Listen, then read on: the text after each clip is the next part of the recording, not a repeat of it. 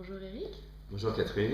Alors Eric, vous êtes psychothérapeute corporel spécialisé dans la somatic experiencing. C'est ça. Alors est-ce que vous pouvez commencer par nous retracer votre parcours de psychothérapeute? Ok.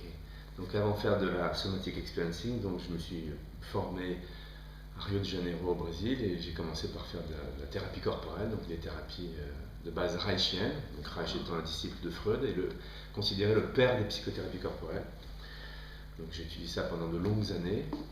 Ensuite, je me suis formé aussi en médecine psychosomatique, j'ai fait du chamanisme, j'ai travaillé avec Patrick Drouot dans les champs expansés de conscience, et puis pas mal d'autres choses aussi. J'ai fait un thérapeute, thérapie orientale, un peu au shiatsu, enfin, voilà, ce genre de choses. Avant d'en arriver à la somatic Une experience. expérience un peu complète. Alors justement, parlez-moi de la somatic experiencing. Qu'est-ce que c'est exactement que cette psychothérapie? Oui, alors la somatic experiencing, c'est donc la droite ligne des thérapies corporelles, puisqu'on va travailler sur le corps et la physiologie en fait, sur le système nerveux autonome. Donc déjà Reich s'intéressait à la physiologie, s'intéressait ce qu'il a développé comme un terme qu'il a appelé la végétothérapie. Donc les thérapies corporelles travaillent sur la respiration, les cuirasses musculaires. On va aider les gens à se décontracter, à se détendre, mais aussi à travailler leurs difficultés via le corps, pas simplement via le verbal, comme le font d'autres thérapies cognitives, la psychanalyse, etc. Donc vraiment la différence c'est de travailler sur la physiologie et sur le corps. Et donc voilà, la somatic experiencing. Oui, on aide nos patients à se centrer sur leurs sensations corporelles. D'accord. Et donc on leur permet de mieux sentir leur corps et surtout au début de mieux se détendre. Donc on va travailler sur les ressources. Donc les ressources, c'est tous les événements positifs qui se sont passés dans la vie d'un patient. Donc ça peut être de la balade à la plage, être avec ses enfants, être avec son amoureux, son mari ou sa femme, voyez, avoir des hobbies, faire du sport, regarder un magnifique coucher de soleil. Vous voyez, donc des choses qui nous font du bien, qui nous relâchent, qui nous détendent. Et donc plus la personne sera structurée, aura des événements positifs dans sa vie, et plus elle pourra aller dans les événements difficiles, dans les traumatismes, de choc ou de développement, les choses difficiles qu'elle doit résoudre. Alors justement, cette somatic experiencing s'adresse aux gens qui ont subi un état de choc. C'est ça. Non seulement, mais oui, on peut commencer en parlant des traumas de choc. Alors les traumas de choc, ce serait donc les accidents de voiture, de moto ou de piétons, avec les piétons, des noyades, des chirurgies invasives, avoir peur de son dentiste, des violences de tous ordres, des agressions, des viols, et puis aussi peut-être des problèmes avec les tsunamis, les intempéries de la nature, etc. Voilà, des choses très violentes, très brutales, très surprenantes. Donc ça, c'est des traumas de choc. C'est ce qu'on appelle les traumas de choc. Ce que je dis, c'est très rapide, on n'a pas le temps de se défendre, on n'a pas le temps de réagir, et quand on regarde, on est déjà envahi par ces choses-là, et on ne peut pas se défendre. Donc c'est très envahissant. Et alors, est-ce que si on n'a pas subi de trauma de choc, on peut quand même venir vous voir et bénéficier de cette psychothérapie? Alors oui, la SE, à ce moment-là, alliée à une thérapie plus classique, qu'elle soit de la psychanalyse, une thérapie reichienne ou de la gestalt ou d'hypnose. Donc la SE est alliée à ces thérapies classiques, on peut travailler sur ce qu'on appelle les traumas de développement. D'accord. Parfois, les personnes ont des traumas de choc et de développement. Alors, les traumas de développement, c'est tous les problèmes qu'on rencontre pendant son éducation.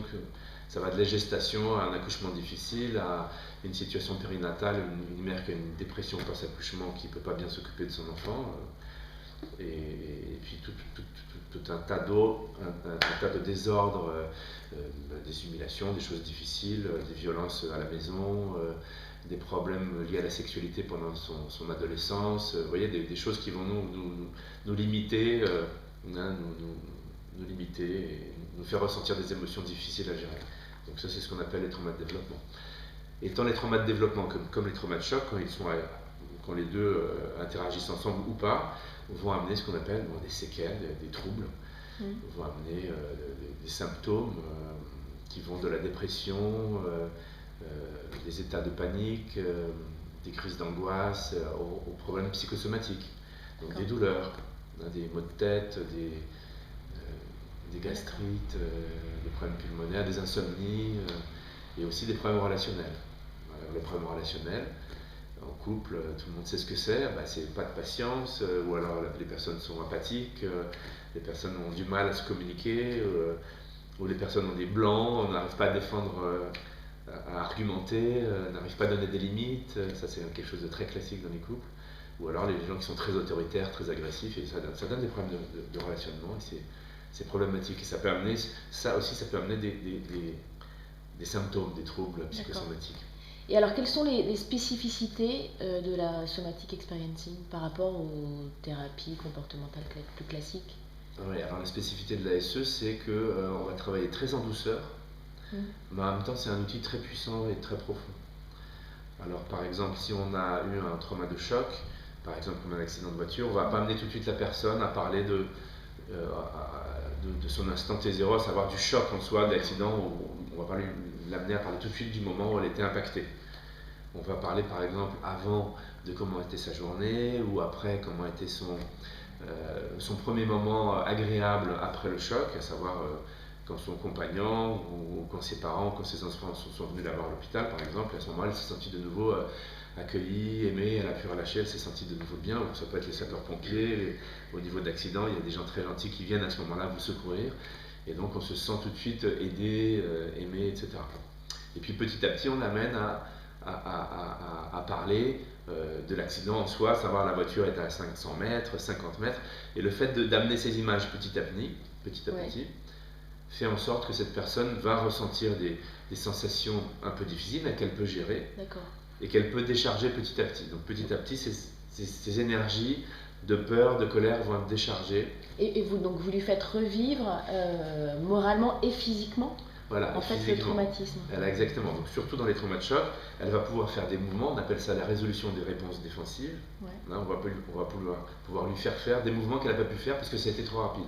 À savoir, sur un accident de voiture, elle va pouvoir tourner le volant ou appuyer sur le frein. Donc elle va le visualiser ou le faire physiquement dans la séance, pendant la séance. Et le fait qu'elle le fasse est très important parce qu'elle va vraiment décharger ces énergies-là. Donc, tout le système nerveux neuromusculaire était vraiment tendu à ce moment-là, c'était très rapide. Et là, elle va pouvoir le faire et se détendre. Et donc ça va circuler dans ses membres, dans ses jambes, dans ses bras, et ça va éliminer des tensions qui produisent elles-mêmes des symptômes. D'accord. Vous voyez ? Ou alors, une agression, l'agresseur était trop rapide, elle va pouvoir courir ou lutter, se défendre. Ou courir. Et donc rien que le fait de fuir, c'est très très très positif et ça aide la personne à décharger ses énergies. Et donc ça, c'est des vraies spécificités à la somatic experiencing. C'est des spécificités à l'ASE. Donc la titration, c'est aller très doucement. Et puis la finalisation de réponses défensives. Donc lutter ou fuir. Donc c'est vraiment retravailler sur les réponses réflexes classiques qu'on retrouve dans le monde animal aussi. Puisque l'ASE est partie de l'éthologie ou de l'étude des comportements animaux. On a vu comment les animaux arrivaient à ne pas se stresser dans la nature, alors qu'ils subissent des stress très, très importants aussi. Donc ils ont des tremblements, ils ont des respirations, ils ont vraiment des décharges du stress accumulé, et donc il peut se décharger par de la physiologie, des réponses physiologiques. Donc c'est vraiment la spécificité de l'ASE. De l'ASE, super. Bah, écoutez, merci beaucoup Eric. Est-ce qu'on peut vous joindre, est-ce que vous avez un site internet où on peut vous joindre? Oui, alors mon site internet est www.ericguenoun.com. Alors Eric Guenoun, c'est tout attaché, et Guenoun, c'est G-U-E-N-O-U-N. Voilà, www.ericguenoun.com. Et là, on a vos coordonnées. Là, on a mon contact téléphone et mon mail si jamais on veut me contacter. Super. Merci beaucoup Eric. Ok, merci Catherine.